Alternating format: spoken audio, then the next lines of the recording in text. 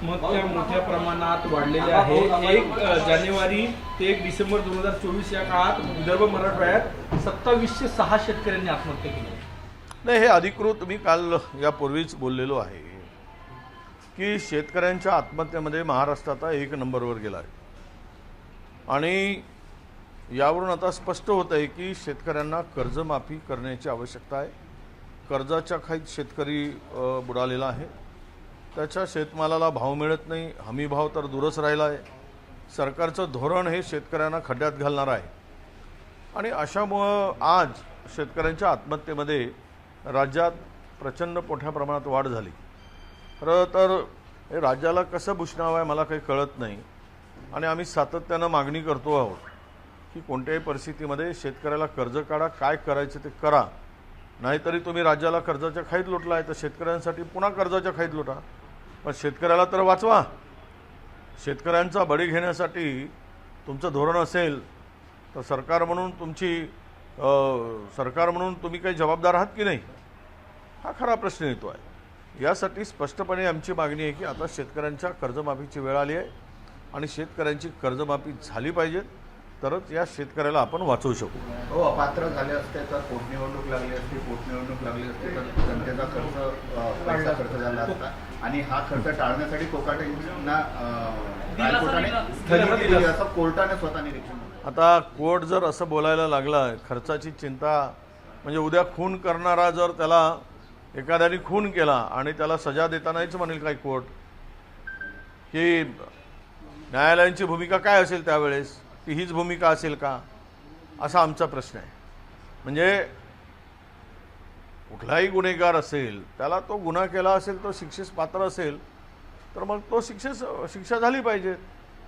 आता उद्या खून करणारा एखादा लोकप्रतिनिधी असेल आणि हे म्हणतील की तिथे निवडणुकीचा खर्च आता वाढणार आहे, जनतेच्या खिशातून खर्च होणार आहे, त्यामुळे मी याला माफ करतो, अशी न्यायालयाची भूमिका असेल तर हे हास्यास्पद आहे. आणि मला वाटतं की न्यायपालिका जर अशा पद्धतीनं वागत असेल तर न्यायाची अपेक्षा दुरापास्त होणार. हो, नाना पटोले यांनी काल ऑफर दिला होता अजितदादा आणि एकनाथ शिंदेना मुख्यमंत्री करण्याचा. हा ऑफर काँग्रेसचा होता की नाना पटोलेचा होता, कारण की तुम्ही गटनेते आहात. असं आहे, त्यांनी काय ऑफर दिली ते मी जरा माध्यमातून पाहिले. पण एक आहे, राजकारणात कोणी कोणाचा दुश्मन नसतो, कोणी कोणाचा दोस्त नसतो, हे आपण लक्षात घेतलं पाहिजे. दोस्त भी नहीं होता है और दुश्मन भी नहीं होता है, समय के साथ सब राजनीति चलती है. त्यामुळे उद्याचं काय वाढून ठेवलेलं आहे हे आत्ताची धुसफूस पाहता हे काय होईल हे आत्ता काही सांगणं कठीण आहे. पण नाना पटोलेजींनी घाई केली एवढंच माझं मत आहे. भाऊ, तुम्ही शेतकरी आत्महत्येविषयी बोलले. बुलढाण्यातला जो आदर्श पुरस्कार प्राप्त शेतकरी होता त्यांनी त्या भागात पाणी नाही, त्या पंचक्रोशीमध्ये हे काल झालं. मी काल माझी प्रतिक्रिया देताना बोललो की युवा शेतकऱ्याला महाराष्ट्र पुरस्काराने सन्मानित करता आणि तो आत्महत्या करतो पाण्यासाठी. सरकारच्या दरबारी चक्रा मारून मारून त्याच्या शेताला पाणी देत नाही, वीज देत नाही आणि त्यामुळे त्याचा पुरस्कार देऊन गौरवण्यात काय अर्थ आहे. म्हणजे एकीकडे शेतकऱ्यांचा सन्मान दाखवायचा, गौरव केल्याचं दाखवायचं आणि तोच शेतकरी आत्महत्या करत असेल तर या सरकारला त्या शेती आणि शेतकऱ्यासंदर्भात किती जाण आहे, भान आहे आणि शेतकऱ्याप्रती किती कळवळ आहे हे दिसून आलेलं आहे. म्हणजे मला वाटतं की महाराष्ट्राच्या इतिहासामध्ये ही एक काळी नोंद आहे या सत्ताधाऱ्यांच्या नावानं लिहिणारी. दुसरा विषय महत्त्वाचा की काल आपण पाहिलं बीडमध्ये पोलीस इन्स्पेक्टर ज्या जजनी ज्याला सक्तीच्या रजेवर पाठवण्याचा निर्णय घेतला होता तो जज तेच पोलीस इन्स्पेक्टर काल होळी खेळताना रंगात रंगून मिसळून मिळून होळी खेळताना दिसले. याचा अर्थ असा आहे की राज्यात कायदा सुव्यवस्था राखणारे आणि कायद्याचं पालन करणारे ही जर यांची जोडी अशी घट्ट जमायला लागली आणि आरोपी मोकाट फिरायला लागलेत तर यापेक्षा कायदा सुव्यवस्थेचे दिनवडे या देशामध्ये राज्यामध्ये कुठेही दिसणार नाही.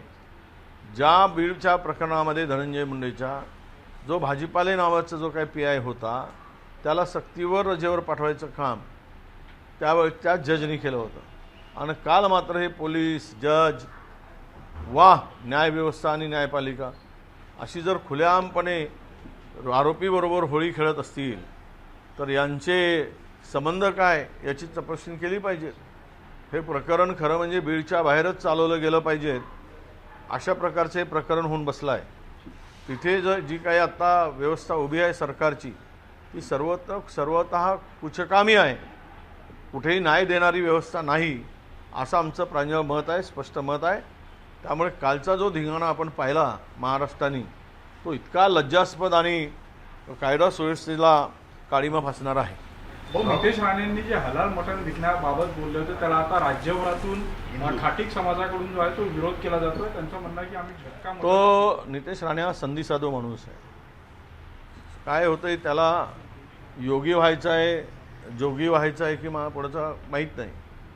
पण भाजपसाठी मात्र ही प्रस्थापित नेत्यांना खतऱ्याचीच घंटी आहे याच्या बोलण्यामुळं.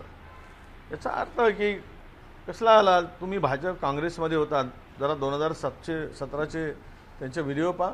हलाल केलेलं असं मटण दाबून खाताना दिसत आहे. तेही खात आहेत, वडीलही खात आहेत. फार याच्या रमजानच्या ईद मिलन समारोहामध्ये मटण तोडताना ते दिसत आहेत. याचा अर्थ काय समजायचा. आणि सोयीनुसार विष पेलवण्याचं काम जर तुम्ही करत असाल तर हे मला वाटतं या देशामध्ये यांना लोकशाही मानायचीच नाही. आमच्या अध्यक्षांनी म्हटलं त्याप्रमाणे आपला देश आणि राज्य आता तालिबानीकडे झुकतो आहे. उद्या या देशाचा तालिबान होईल अशा प्रवृत्तीमुळे हे आता स्पष्ट होत आहे. राजापूरमध्ये धार्मिक तेढ निर्माण करणारी घटना घडलेली आहे. कुठे? राजापूर कोकणातलं. आणि तिथे आता तणावाचं वातावरण असलं नाही, मी माहिती घेतोय ती. मला तुम्ही सकाळी वाजलं थोडंसं माझ्या मोबाईलवर, पण पूर्ण माहिती येऊ द्या कशामुळे तेढ निर्माण झाला आहे. खरं म्हणजे आता रमजान आहे, काल होळी झाली. ही पवित्र सण असतात सर्व धर्मांची, हिंदूची, मुस्लिमांची. यामध्ये अशा प्रकारचं कधी वातावरण होत नव्हतं. आणि सगळं शांत असताना तेल टाकण्याचं काम कशाला करायचं. कुठे कोणाचा उद्रेक होताना दिसतोय. तुम्ही जाणून बुजून जर एकमेकांच्या विरुद्ध झुंजवण्याचा सरकारचा मंत्री जर प्रयत्न करत असेल मग सरकारलाच कायदा सुव्यवस्था खड्ड्यात घालायचे याचा अर्थ हा स्पष्ट होतोय. एबीपी माझा, उघडा डोळे बघा नीट.